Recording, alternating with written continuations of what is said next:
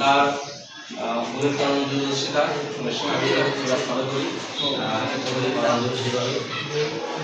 আমরা সবাই চেষ্টা করব যে গণিত ভালো করার জন্য আমাদের কি করা উচিত আর কি না করা উচিত এর উপরে সবাই স্যার বলবেন, ঠিক আছে? আমাদের ক্লাসে আমি একটু আমাদের ক্লাসে পরীক্ষা তারপর ট্যাগ তারপর দিয়ে নিয়েছিলাম, তারপর দিয়ে আমি পড়াইছি আমাকে এক মাস ধরে ফলাফল যে পাস করছে আর বাকিটা বের করছি। এরপরে স্যার বলবেন, তারপরে আমার পুরস্কার অনুষ্ঠান করবো আর তোমাকে একজন বলবেন, ঠিক আছে? ধন্যবাদ আমাদের প্রধান শিক্ষক স্যারকে। উনি শুধু প্রধান শিক্ষক না, আমাদের এই দশম শ্রেণীর গণিতের বিষয় শিক্ষক, অত্যন্ত দক্ষ একজন শিক্ষক। উনি আমার আগেই স্কুলে জয়েন করেছে।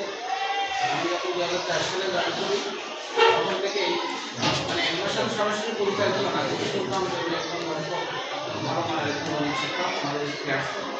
সেই সময় থেকে আমি যখন জয়েন করি সেই সময় থেকে তার সাথে আমার পরিচয়। তো আজ অবধি তিনি সুনামের সহিত দশম শ্রেণীর গণিত বিষয়ে পাঠদান করে যাচ্ছে।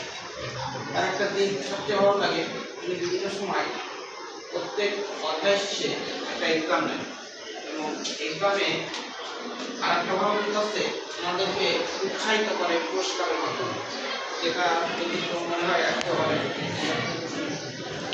তো পুরস্কার দেওয়ার ক্ষেত্রে সবাই তো দেওয়া সম্ভব না, তারা প্রথম দ্বিতীয় হবে তাদের জন্য মানসম্মত পুরস্কার রাখি যেভাবে সে যে পদ্ধতিতে হোক আমাদের মাধ্যমে অনুষ্ঠানে তারা আমাকে দেখছে।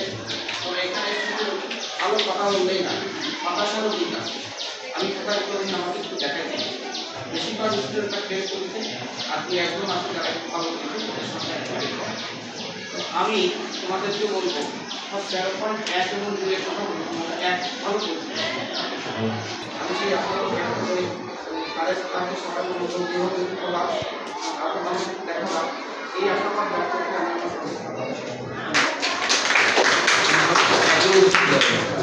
একদম প্রকাশ করো যে কি করলে ভালো হতো, কি বলবে?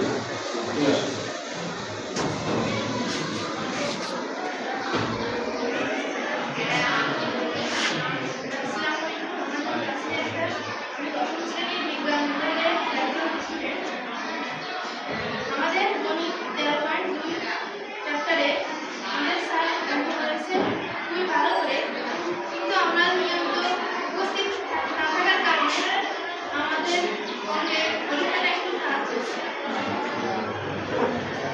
আমরা পরীক্ষার প্রস্তুতি নিতে পারিনি। আমরা যদি নিয়মিত ক্লাস করতাম তাহলে আমাদের পরীক্ষাটা আরও ভালো হতো।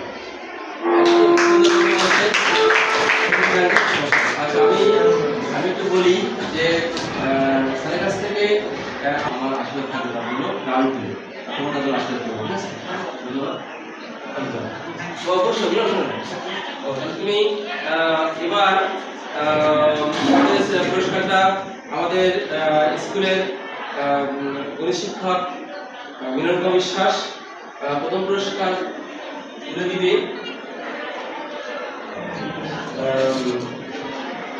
হয়েছে সঞ্চারী চক্রবর্তী।